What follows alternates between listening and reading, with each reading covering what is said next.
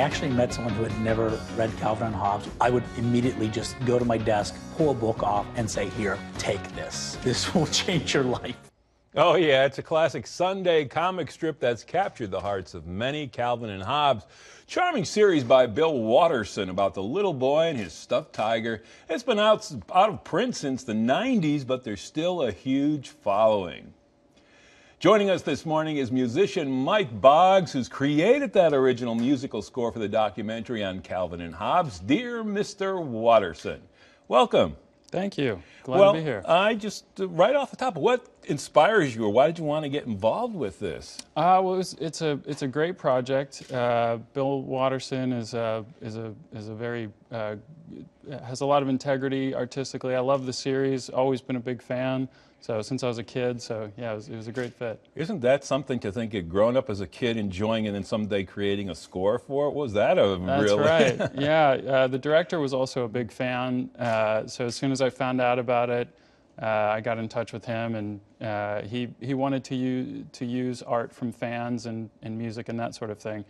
So he liked my music, and I got the job, so it was great.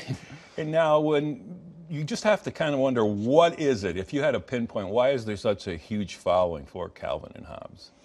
I think the writing is great, the characters are compelling, and just the artistic integrity, I think, of Bill Watterson is key. I mean, he didn't oversaturate the market, he didn't license the products, he just wanted to keep the comic strip itself.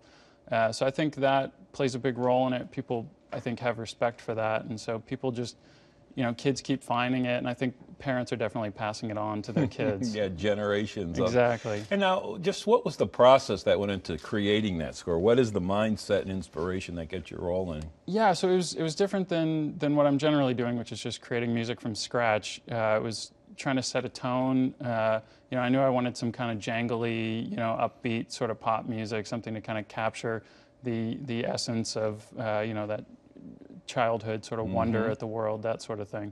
So it was just, passing demos back and forth between the director and myself, and it was a great process, and then just going into the studio and recording everything. So, yeah. Do you have a favorite storyline in particular, since you're a longtime fan? Do you have one that you really... Yeah, there are a lot of great ones. I love the transmogrifier. It's when Calvin duplicates himself so that he doesn't have to do homework and chores and things. And of course, it goes horribly awry, and then the duplicates create duplicates, and it's all sorts of hilarity ensues. So it's a good one. And so, as you say, you think that the generations keep passing this down, it will live on as far as the next generation of kids gets turned on to it by parents and grandparents too, eventually. Yeah, I think so. I think it is a pretty timeless creation where I think it ages well. It's not dated and that sort of thing. So, yeah, I think it'll continue to have a legacy where it. Where parents pass it down to kids. We want to thank you for coming by. We know that he's not too far away. He's a Virginia guy, and he's stopping by, and he's in town for a good reason. Dear Mr. Watterson is here in Charm City tonight in Baltimore for a screening at the Maryland Institute College of Arts Brown Center. Now, if you want tickets and info on it all, head to our website, foxbaltimore.com/morning.